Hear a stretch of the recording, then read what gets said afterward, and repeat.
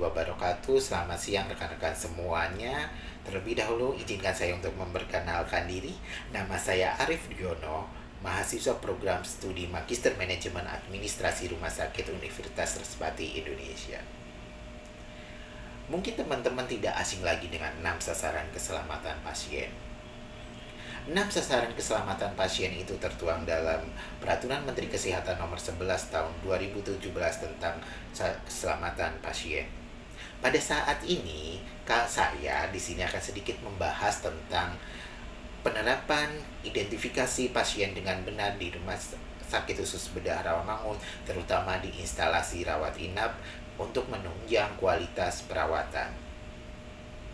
Melakukan identifikasi dengan benar akan berdampak pada pasien, di antaranya yaitu untuk mencegah terjadinya kesalahan pemberian terapi atau pengobatan, kemudian mencegah terjadinya kesalahan tindakan, baik itu tindakan keperawatan maupun tindakan kedokteran, dan memberikan rasa aman kepada pasien.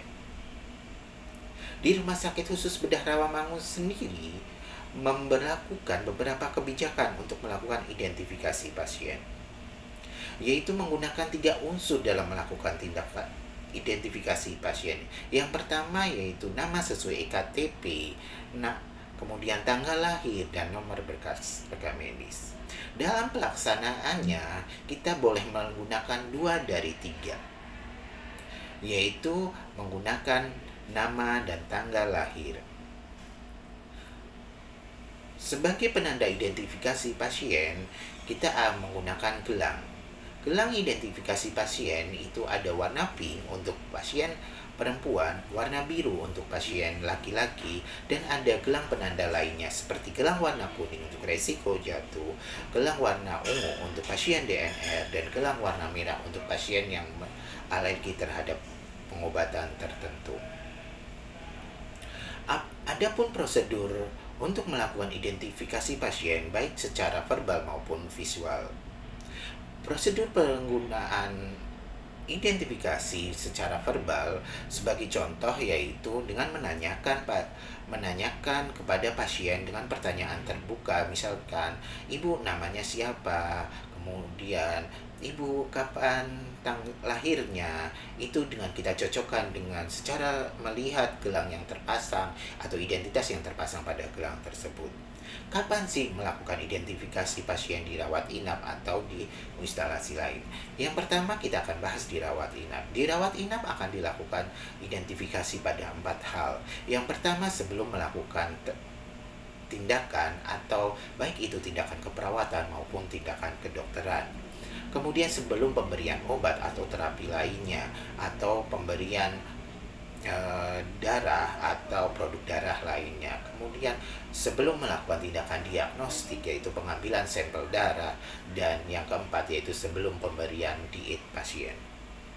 Selain itu, identifikasi pasien tetap harus dilakukan pada pasien yang tidak sadar atau pasien koma.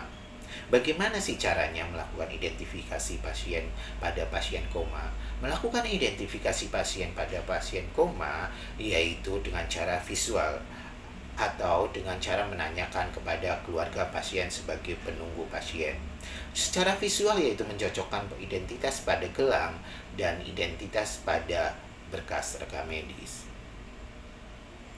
Pada bayi yang baru lahir dengan bayi yang belum ada namanya, maka menggunakan nama ibunya, yaitu bayi nyonya siapa, misalkan bayi nyonya A, seperti itu yang tertulis pada gelang pasien. Selain itu ada tanggal lahir sama nomor rekam medis. Pada pelaksanaannya di instalasi rawat inap tentang kepatuhan identifikasi pasien selalu dimonitoring secara langsung oleh kepala ruangan dan kepala tim. Selain itu, ada yang dilakukan monitoring dan evaluasi juga oleh sub keselamatan pasien. Sub keselamatan pasien ini merupakan salah satu dari struktur di komite mutu. Kepatuhan identifikasi pasien itu merupakan salah satu indikator mutu nasional rumah sakit, yang dimana setiap bulannya rumah sakit harus melaporkan kepada Kemenkes melalui www.mutufasiankes.kemkes.go.id/simar. Pelaksanaan kepatuhan identifikasi pasien itu harus secara benar, dan penerapannya tadi kita sudah bahas tentang penerapannya di instalasi rawat inap Rumah Sakit Khusus Bedah Rawamangun. Sebelum saya tutup, terlebih dahulu saya akan menyimpulkan sedikit tentang penerapan identifikasi pasien di instalasi rawat inap Rumah Sakit Khusus Bedah Rawamangun.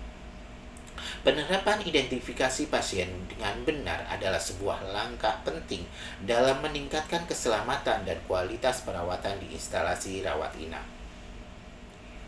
Dengan mengenali pentingnya identifikasi pasien dan menerapkan cara yang benar dalam melakukan identifikasi, rumah sakit dapat memberikan perawatan yang aman, tepat, dan berkualitas tinggi bagi pasien. Hal ini akan menimbulkan kepuasan terhadap pasien.